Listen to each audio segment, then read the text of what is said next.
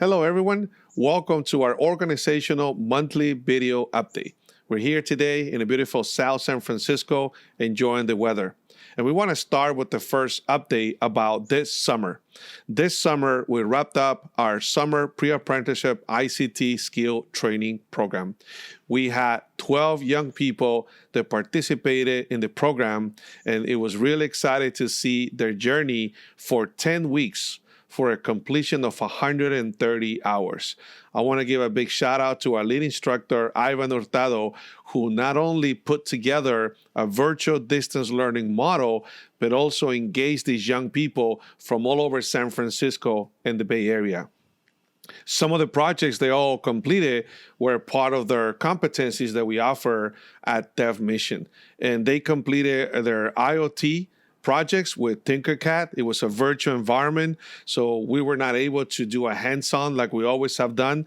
But a lot of the students presented their projects at the graduation, and it was great to see some of the beautiful projects they put together. Some of them had to do with like air quality, other like sensoring, or using a lot of buzzers. So it was really nice to see the skills they have acquired within the IoT curriculum. Regarding the IT essentials, they'll learn everything about computers, how to install software. Everything was in a virtual environment as well. So it was really nice to see all their accomplishments. And most importantly, the web apps. They built some really cool web apps learning HTML, CSS, and JavaScript. And it was great to see some of those wonderful web apps that dealt with like the best food in town. Others had to kind of put stuff about games and movies. And it was really nice to see how they implemented Airtable, Bootstrap, and other wonderful skills within the programming level. We also want to thank the volunteers that participated in our virtual distance learning program this summer. Without them, these young people would not receive the necessary support. We also had great TAs that were brought as interns from previous cohorts, and they were supporting Ivan in some of the programming classes, some of the curriculum attendance. So it was really nice to see some alumni engage in the program after they have graduated. Also, we want to thank our corporate site visit partners. Yes, we cannot go to those tech companies now, but we had great virtual corporate site visits from Twitter, Moody's, and Square. So big shout out to those partners that we have within those companies, because even though we were in a virtual distance learning environment, the students benefited from one-on-one coaching, resume review, mock interviews, and it was really nice. And to wrap up the summer program, we had a great graduation on Friday, August 14. We had close to 50 guests, and it was really nice to see some of these young people completing their program. This summer was really interesting because half of our students came from all over the Bay Area, as well as even beyond San Francisco. So that was really exciting to see the young people that were part of the program participated during the program and graduated. And right now we're working with them to make sure they continue to get the necessary support to pursue STEM careers in the fall and spring and even next year. All right, so our second update has to do with the great tech company called App Dynamics. The App Dynamic internship was very exciting. As we mentioned during our previous organizational update, we had 6 alumni that participated this summer within the App Dynamic internship program. And it was really nice to hear every time I had to follow up with them during our bi-weekly check-in, the wonderful projects they were working on. I cannot disclose those, but I can tell you the App Dynamic team was very happy with the outcome, with the skill level these young people brought to the internship, but most importantly, the grant that we received from App Dynamics to pay these internships this summer. So really excited about App Dynamics, and we want to give a big shout out to that tech company because they brought 6 interns to the organization and to the company to work this summer. Our third update for this video, it's all about the Opportunity for All Summer STEM program. We mentioned during our last video also the support that we've been getting from the OFA program and from the Mayor's Office and the Mayor London Breed to provide subsidized employment dollars to young people in San Francisco. It was exciting to culminate the program as well on Friday, August 14. We had 27 interns this summer. And when you calculate the subsidized employment dollars they received from the city, it was close to about $50,000. What a great opportunity for San Francisco youth and young adults to live in a city where the mayor's office has provided subsidized employment dollars for these young people to learn STEM skills. It was great to see some of the opportunities they accomplished. We also were able to work on a project to highlight the digital divide in San Francisco, diversity numbers within the tech industry, and that project is highlighted on the Opportunities for All website. So we encourage you to go there, and what a great way for us to continue to support the mayor's office with programs like the Opportunities for All. So thank you for your support. We are now getting ready, yes, for our fall 2020 ICT sector OST program. We just finished one less than 3 weeks ago, and now we're running for the fall program. And really excited to see that we're able to bring young people not only from San Francisco and the Bay Area, but even beyond the state of California. This virtual distance learning environment has created a great opportunity for this organization to push this curriculum, to get these young people in communities, in cities where there is no programs like Dev Mission, and they're embarking this journey virtually. So what a great way to bring more young people to be exposed to careers in the tech industry. That has always been our vision and our philosophy. It's always about connecting untapped young adults ages 16 to 24 from all over the Bay Area and beyond. So really, really excited about this opportunity. We're on pace to start our program on Monday, September 14. And next week, we're going to have our program orientation. So really looking forward to see these new young people coming in to work under this beautiful leadership that we have from our lead instructor, Ivan Hurtado, to continue to connect the next generation of tech talent to careers in the tech industry. Now let's talk a little about fundraising and grant opportunities. Yes, we continue to get supported by foundations, by sponsors and donors about the work. Our work has not stopped. Even though we stopped all of our operations since March, we continue to work virtually. We continue to support young people that are financially struggling. We're also able to help some of those young people with other, stipends so they can continue to survive during these difficult times. And along those two lines, I want to thank the Latino Community Foundation.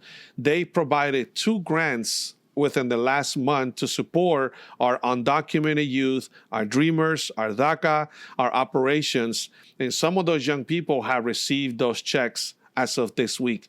What a great way when you have a foundation like the Latino Community Foundation to really believe in the impact that we're making on a daily basis. So we want to thank Jacqueline Marcelos and Masha for providing their support, and also 2 of their giving circles that provided those grants. The Men's Giving Circle, so I want to give a shout out to Angel Chavez, who's the president for that circle, along with Martin Encinas and Lawrence. They've been volunteers for the organization as well, so we want to thank you for that contribution. And then the Latinos in Tech Circle as well. April Alvarez has been a great advocate for our work with that Latinos in Tech Giving Circle. There is a lot of opportunities in the next months about other work that we want to continue to do in engaging with those circles. So we just want to thank them today for their contributions, their grants to support our young people in our program. Let's talk about some team announcements. And as you know, Dev Mission, regardless of the situation, continues to bring new staff to support the work that we're doing virtually. So I'm very delighted to share that we have brought 2 new employees, 2 new contractors this month. And they are Christy Wong. She's going to be a design intern. She just graduated from our summer pre-apprenticeship program. She'll be reporting to a lead designer, helping on branding, designing, templates, and pushing our social media to a next level. So if you have not checked out our social media, please go ahead and do so. There's some really cool graphics in there. So we want to also thank Ismael and Christy for working really hard on that approach. We also brought somebody back, and it's interesting that sometimes a staff will leave the organization to pursue other journeys, and at some point they're like, hey, Leo, just want to find out if you have anything coming up. And very excited to share that Suri Gonzalez, who used to run Our STEAM Hub at 1030 Oakdale in the Bayview Hunters Point area is coming back this year as a program coordinator for our ICT sector OST program, which is our pre-apprenticeship model. So really excited. We're going to be working really hard with these young people, and Suri brings that opportunity, working in the community, working with families, working with youth. So we're really delighted that she's going to continue to support these young people within the journey starting in 2 weeks. Really excited about that. All right. So our next update has to do with our video called Inside Dev Mission. That series, we kicked it off about in the spring, and it's been doing really well. We get to see this wonderful staff, not only from our leadership team, from our board, and also, staff that's running the programs share their journey with Dev Mission and what makes Dev Mission different than other nonprofits. And this month, we're going to have the pleasure to interview Abraham Velasquez, who is our board chair, has been working with the organization since the beginning. He was one of those co-founders that put this idea together back in early 2017. So I encourage you guys to check that out. It's going to come out next week. And a little teaser about Abraham, he's going to share some wonderful news about his family. So we'll leave you in suspense for that video. And the last update we want to give you today is the wonderful support that we have received from the news in San Francisco.